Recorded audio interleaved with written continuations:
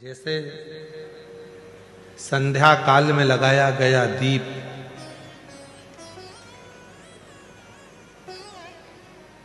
मानदेह नामक असुर का संहार कर देता है।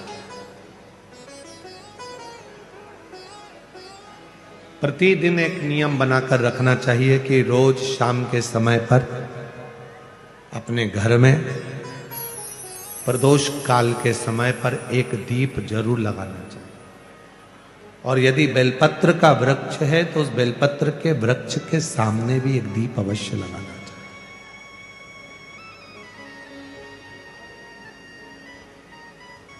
6 महीने में, 3 महीने में, 2 महीने में, 1 महीने में ऐसा नियम बनाया करो कि मुझे बेलपत्र की पूजन करो।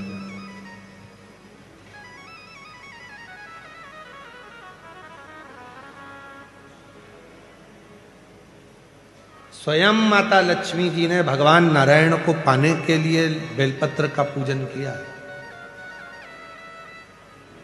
जब इंद्र की पूरी सत्ता चली गई थी, सारा की सारा धन इंद्र का चले गया था, असुरों ने उस इंद्र के सिंहासन पर अपना कब्जा जमा लिया था, तब इंद्राणी ने, स्वयं सची माना, इंद्राणी ने शिव जी की साधना करी। बेलपत्र के वृक्ष के बेलपत्र की पूजन करें।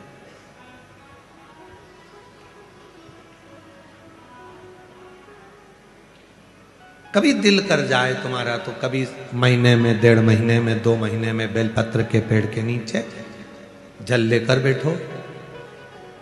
बेलपत्र के वृक्ष के नीचे दूध नहीं चढ़ाना, बेलपत्र के वृक्ष के नीचे दही नहीं चढ़ाना, शहद घी नहीं चढ़ाना। बेलपत्र के वृक्ष के नीचे जब आप बैठते हैं, बेलपत्र पूजन का एक विधान होता है कि जब हम बेलपत्र की पूजन करते हैं तो 2 कलश पानी के भरे हुए, एक अपने सीधे हाथ की और एक उल्टे हाथ की ओर रखा जाता है। पूजन की थाली बीच में रखी जाती है। 2 बत्ती का, लंबी बत्ती का, 2 बत्ती लंबी घी की जलाई जाती है। लंबी बत्ती बेलपत्र के वृक्ष के नीचे 2 बत्ती लंबी जोड़ा बनाकर उसको जलाया जाता है। फिर दोनों हाथ में कलश में जल है। बेलपत्र के वृक्ष के नीचे दोनों हाथों का जल धीरे धीरे शिव जी का स्मरण कर कर, नारायण लक्ष्मी का स्मरण कर कर, मां आदिशक्ति गौरा का स्मरण कर कर, रिद्धि सिद्धि गणेश का स्मरण कर कर उसको चढ़ाओ। प्रार्थना करो, विनय करो, मेरे जीवन में बहुत कष्ट है, उसको मिटाना है आपको।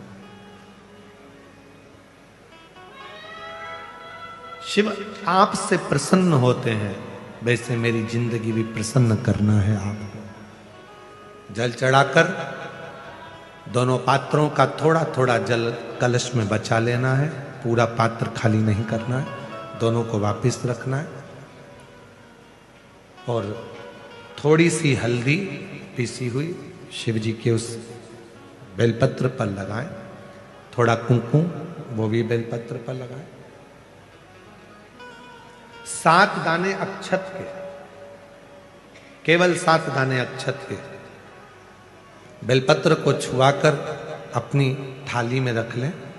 घर पर जब जाएं तो वो 7 दाने अक्षत के और बेलपत्र के वृक्ष में जो चढ़ा हुआ थोड़ा सा जल बचाकर लाए हो, वो घर में छींट कर 7 दाने पूरे घर में डालना प्रारंभ करें।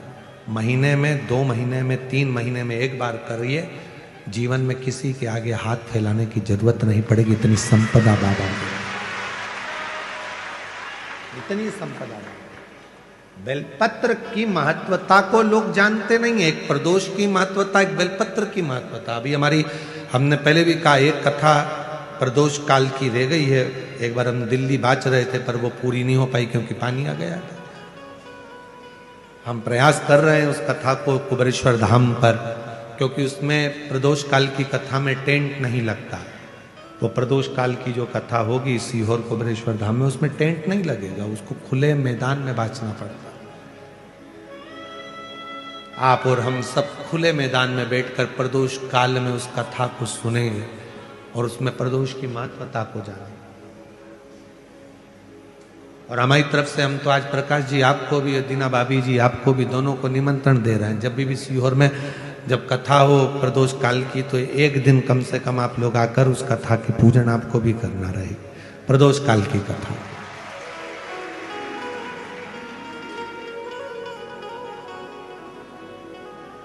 अभी तो नहीं है, पर जब भी तारीख निश्चित होगी साल 2 साल में, जब बाबा कृपा करेगा तब उसको रखेंगे। पंडाल में भले तुम्हारे लिए हम सोने के लिए पंडाल लगा देंगे, पर कथा सुनने के लिए तो आपको मैदान में ही बैठना पड़ेगा, खुले आसमान।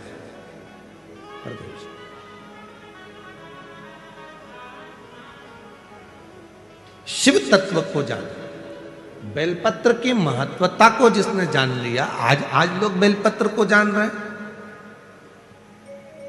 कि बेलपत्र खाने से शुगर, बीपी, थायराइड जैसी बीमारियां भी ठीक हो जाती हैं। उस बेलपत्र की महत्वता को जानो। और फिर निवेदन है, आपके शरीर में कष्ट है तो बेलपत्र का सेवन करो। रोज रोज बेलपत्र वैसे ही नहीं खाना।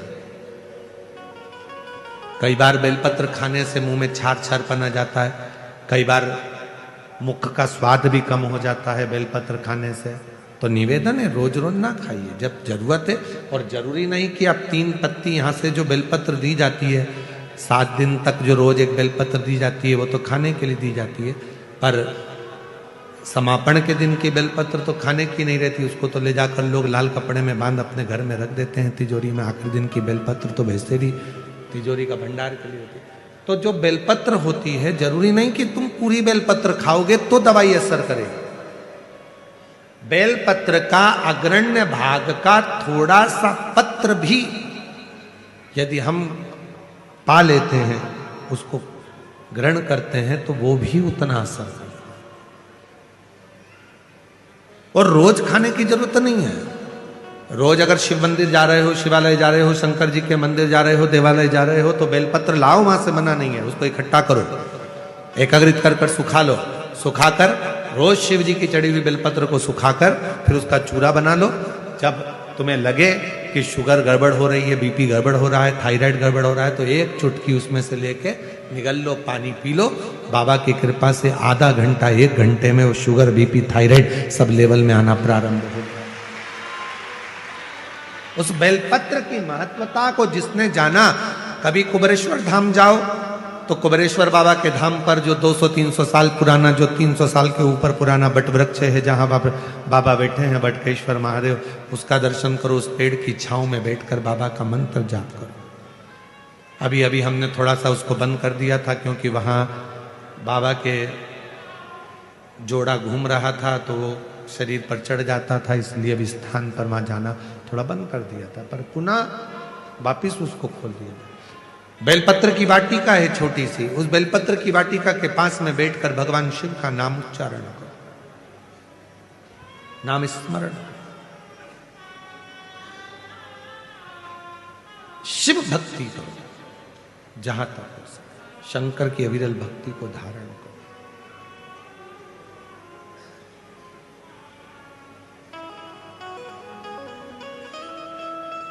शिव की साधना, आराधना जीवन को सुख देती है। बेलपत्र का वृक्ष का पूजन अर्चना हमें आनंद प्रदान करता है। जैसे संध्या काल में लगाया गया दीप